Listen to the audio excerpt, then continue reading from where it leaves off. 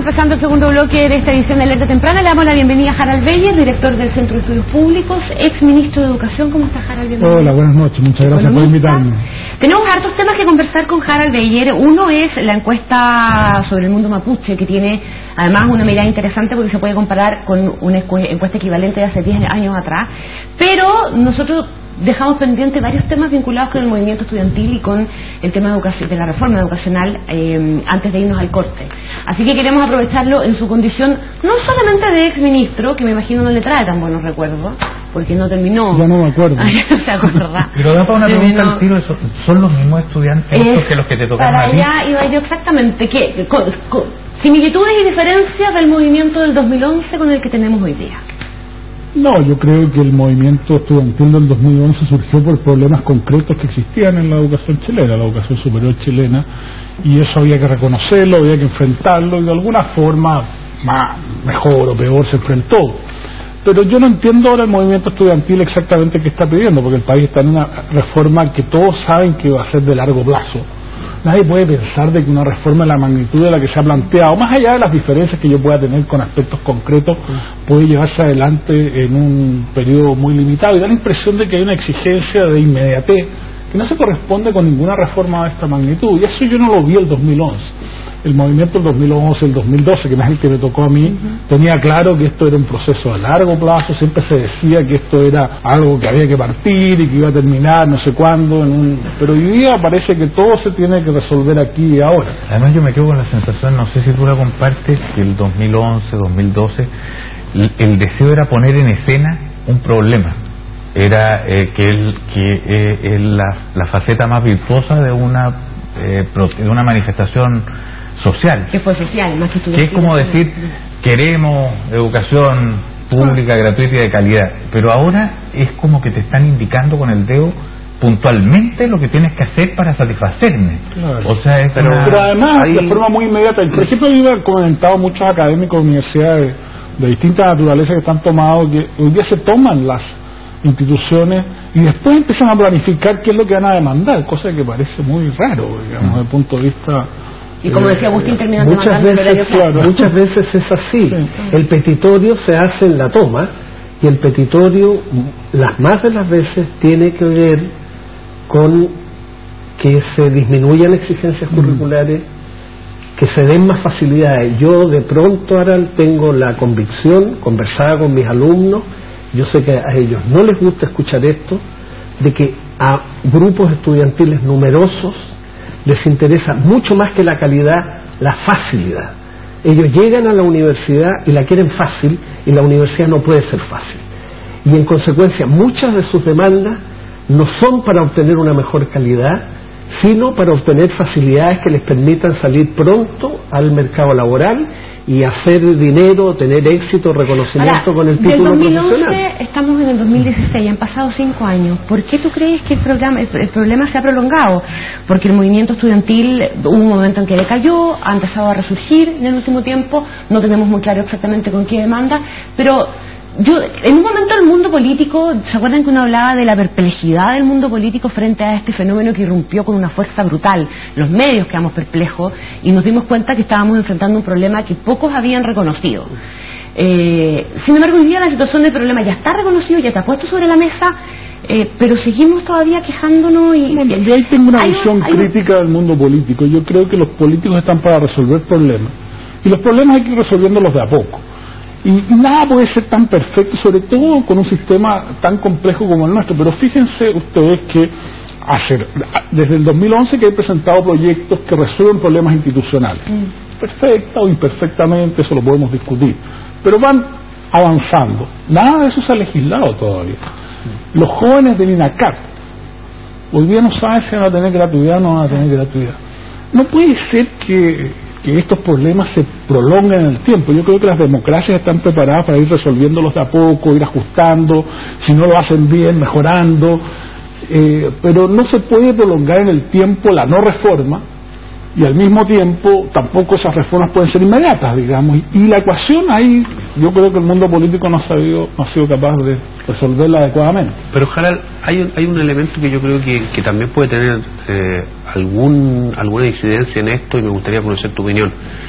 la superficialidad del debate, la tendencia a discutir con consignas, porque uno mira hoy día una entrevista a la ministra de Educación y se ve que ella está atrapada en una consigna que esto del fin del lucro, y de que no vamos a tener más una educación de mercado, y uno escucha a los dirigentes estudiantiles que están exactamente en eso. Yo creo, por lo menos, y no sé cuál es tu opinión, de que ese es un diagnóstico muy superficial de lo que pasa con la educación chilena y sobre todo con la educación superior chilena, atribuirlo simplemente al lucro. El lucro yo creo que es un elemento menor, digamos, que obviamente que hay que hacerse cargo de él, hay que regular y todo lo demás, pero que no puede explicar lo que tiene que hacer el país en materia de educación. O sea, estamos, se supone, a pocos días de que ingrese un proyecto de ley acerca de la educación superior en Chile, y yo creo que no ha habido un debate a nivel de opinión pública, a niveles académicos, sobre qué es lo que debieran hacer las universidades, qué tipo de universidades debiéramos tener, un tipo, dos tipos, más tipos, qué pasa con la educación técnico profesional, lo que decía Harald. Entonces, yo creo que la superficialidad del debate, esto de debatir sobre la base de consignas, también es responsable de que al final se tengan estas posiciones extremas y reduccionistas que en definitiva no permiten avanzar con el sistema de ir resolviendo los problemas que efectivamente hay, que son muchos por lo menos. O sea, yo creo que eso es cierto, pero déjame darte un ejemplo. El sistema de aseguramiento de la calidad que se empezó a fraguar en el primer gobierno de la presidenta Bachelet y se terminó a legislar en el gobierno del presidente Piñera, en ese que es un tremendo cambio, se demoró 2 años y medio. Hoy día estamos discutiendo 5 años y todavía no hay proyecto, y por lo tanto nos vamos a demorar 2 años más en aprobarlo. O sea, desde que esto se discutió hasta el momento en que se aprueba pasan 7 años. Eso es ilógico. Si hay proyectos, pero ni siquiera hay un proyecto, porque eso se trata en el contexto general, creo yo, de toda la reforma. Como la retroexcavadora, digamos, si no es el tema. La ministra habla mucho, es que tendemos, Luis, a llamar consignas a las ideas de los demás que no coinciden con las nuestras.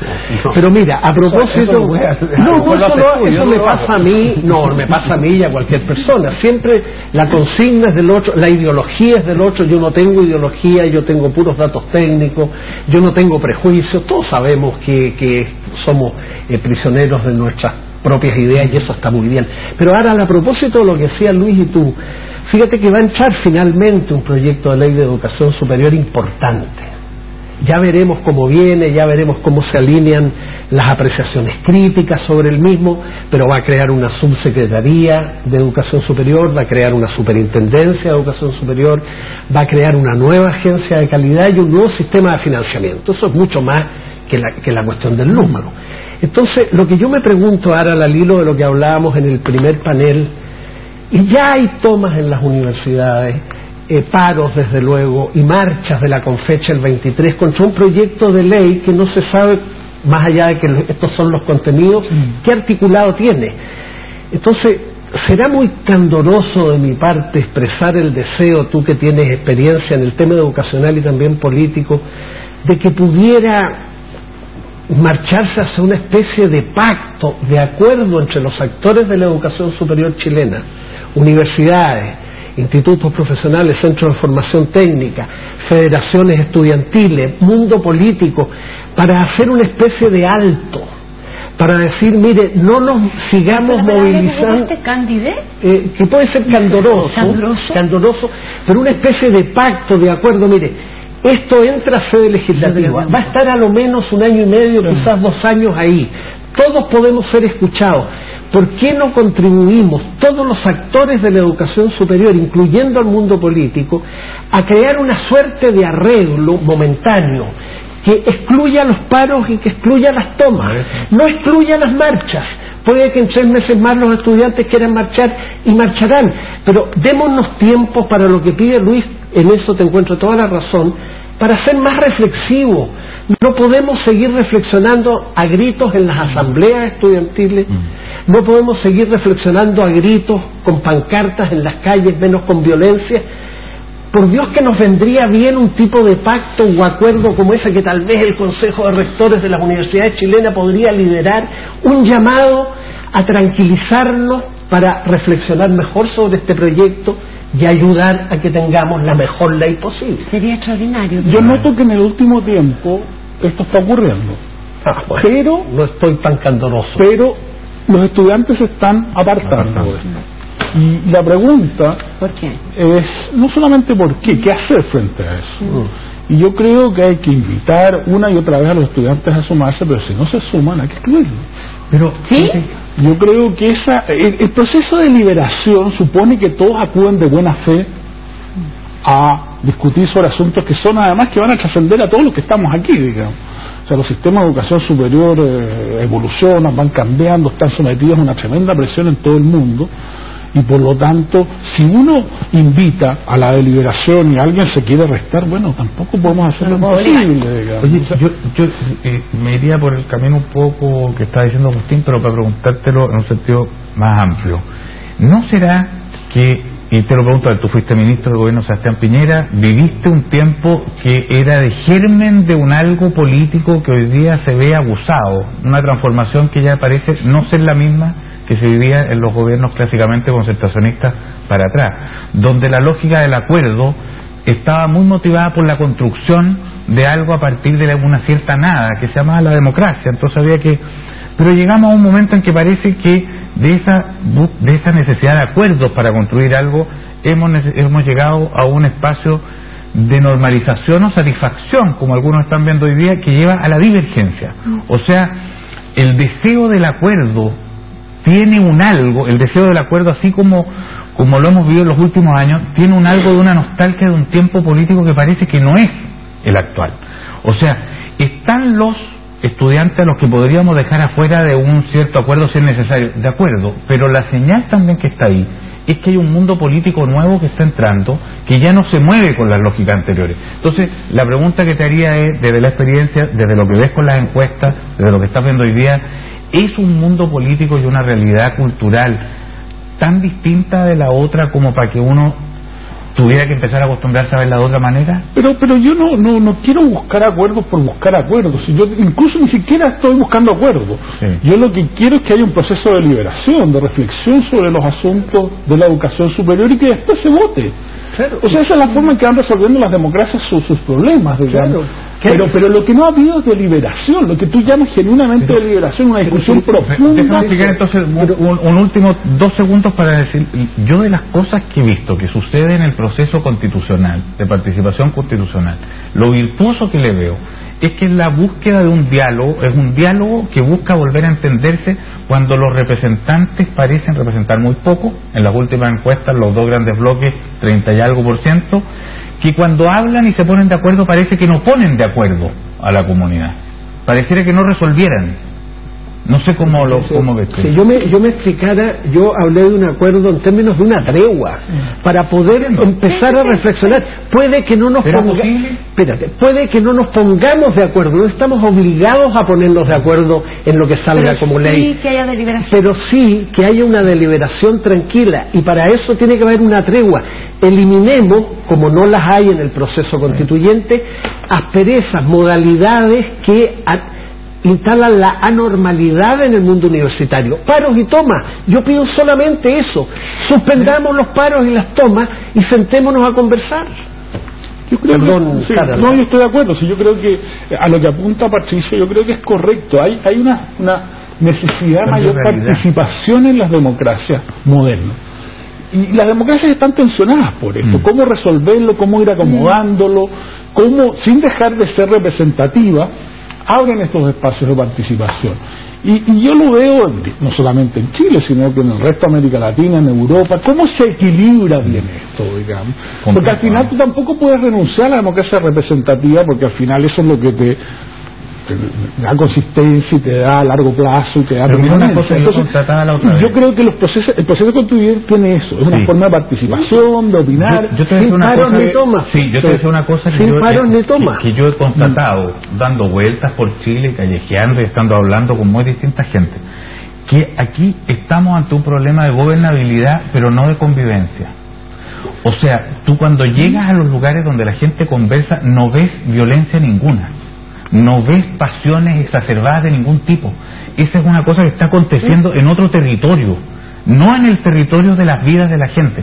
Entonces, pero como sociedad estamos permitiendo que eso se tome la agenda y que se tome las calles y que afecte a mucha gente. O sea, tú conoces en la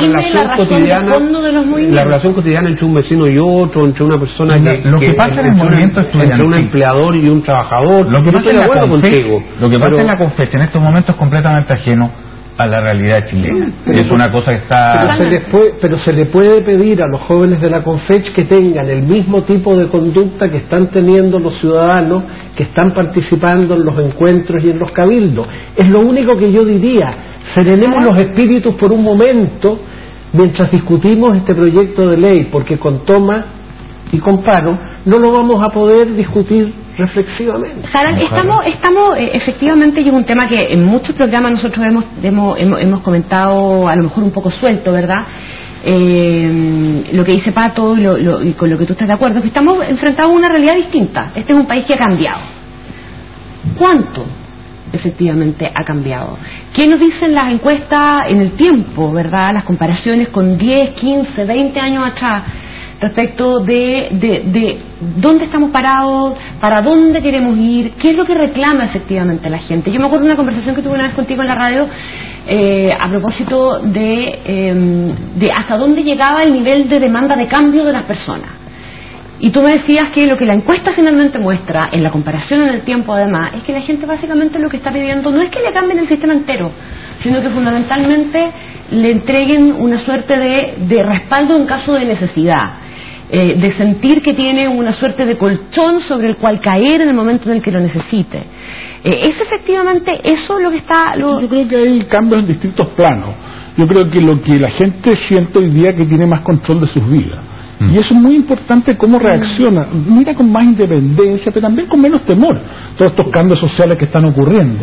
Porque ya no estamos viviendo en una economía de subsistencia, la democracia se ha consolidado, las libertades no están amenazadas, y por lo tanto tú tienes más control de tus proyectos de vida, tú quieres llevar adelante tus proyectos de vida, y eso supone participar, conversar, tener estas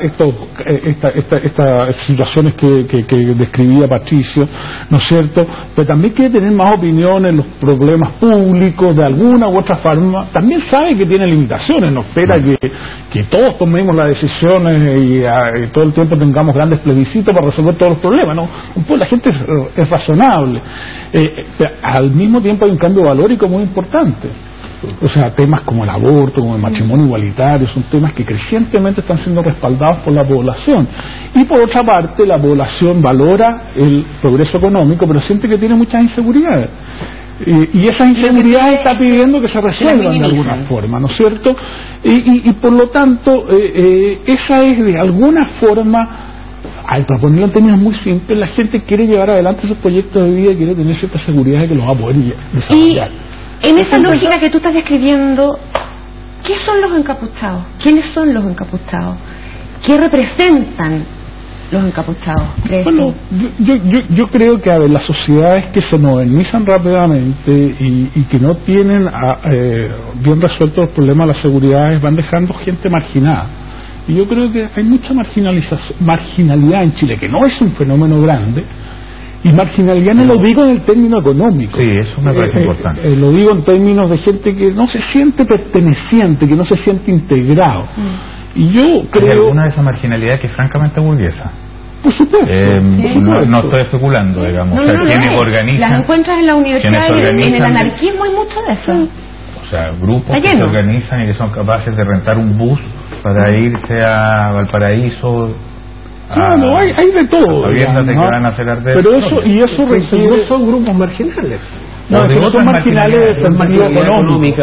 No quiero hablar de... Claro. Sino que hay gente que se va quedando... O sea, todo el 90 y tantos % de la gente va caminando en este proyecto, por así decirlo, gran proyecto país. Y hay grupos que se van quedando fuera, por distintas razones, que no son solamente económicas. Y eso requiere que el país de alguna forma los vaya procesando y los vaya cogiendo. Yo creo que eso no existe. Yo aprovecho de pasar un aviso, hicimos un grupo transversal que está pidiendo prioridadinfancia.cl. Muchos de estos problemas tienen que ver con eso. Eso qué importante este tema. Sí. Porque va mucho más allá del problema del Sename, es una mirada mucho más amplia del tema de la infancia. Te lo pregunto más bien, ¿hasta dónde va esto? Porque yo el diagnóstico del que arranco ahí es efectivamente cuando uno ve que un porcentaje altísimo de la gente que está en las cárceles pasó por el Sename, que un porcentaje altísimo de la gente que delinque y que pasa por estas experiencias o que genera, que vive experiencias de violencia, pasó por el Sename. A uno de repente le viene unas ganas de gritar, bueno, ¿y por qué no estamos preocupados antes de nada del Sename? Porque los niños del Sename no marchan, no tienen organización y no provocaron el tremendo remesón social que significó en nuestro país el movimiento estudiantil, que ha cambiado las prioridades y que hace como sociedad empecemos a gastar mucho dinero en el tema de educación superior antes de gastar el dinero en la infancia. En la ropa del Sename. Entonces, yo creo que eso es parte de lo complejo y lo problemático que significa para una sociedad manejar el tema de democracia representativa por una parte y de necesidad de participación por otra, porque no hay mecanismos fluidos, naturales y normales para procesar esas diferencias. Y yo creo que es un desafío muy importante para todas las sociedades. Yo creo que eso la reforma de la educación superior es un tema preterido por todos los gobiernos anteriores. Es decir, ha habido en esto, nos dimos cuenta, Agustín, que no se trata de la educación prebásica o del tema de la infancia. Pero tú crees que no se han dado cuenta, los grupos de presión. Hay muchos programas de apoyo en ese sentido. No se trata de elegir entre uno u otro nivel de enseñanza. Objetivamente, tú puedes hacer más de una cosa a la vez. ¿Pero qué proponen ustedes hacer con el Sename? Agustín, pero contéstame esto, ¿qué tiene más voz?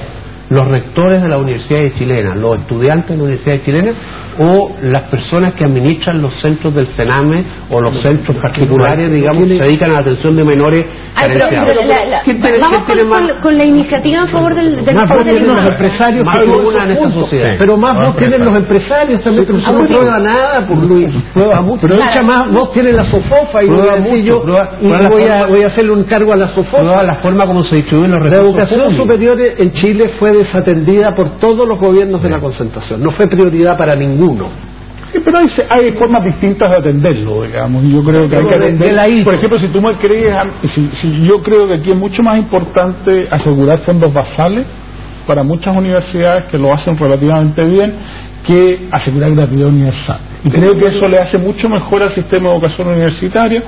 Y eso te permite liberar recursos para otras prioridades que tiene el país. O sea, yo estoy de acuerdo contigo que hay que atender el sistema universitario, pero a mí el foco de este prioridadinfancia.cl... No, déjamelo para la vuelta a la pausa y hablamos de infancia y de mapuche, que es parte importante también si queremos hablar de marginalidad. Vamos a la pausa y volvemos al último bloque.